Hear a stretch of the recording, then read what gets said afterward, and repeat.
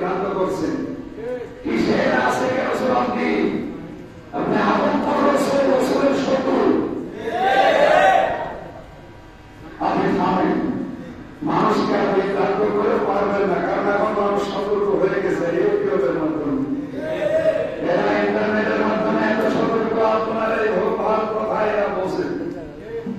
আপনি থামবেন আশা করছেন আল্লাহ আল্লাহ শিখে রসুল্লাহকে যদি জিকির করা যায় না থাকে সেখানে কোন বাবা এত বড় হয়ে গেছে যার মাজারে বসে বসে তার নাম নিয়ে জিকির করা যায় বলে গেলে কেউ খালি হাতে ফেলে নেয় কথা ঘোষণা দিচ্ছে আপনি তো কাছে হয়ে গেছে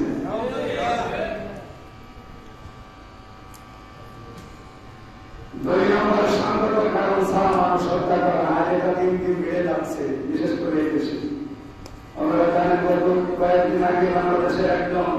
বারবার নির্বাচিত এমপি মারা গেছে আমাদের কুষ্টিয়া সিনাইদা কালীগঞ্জ থানার এমপি 4-5 বার নির্বাচিত হয়েছে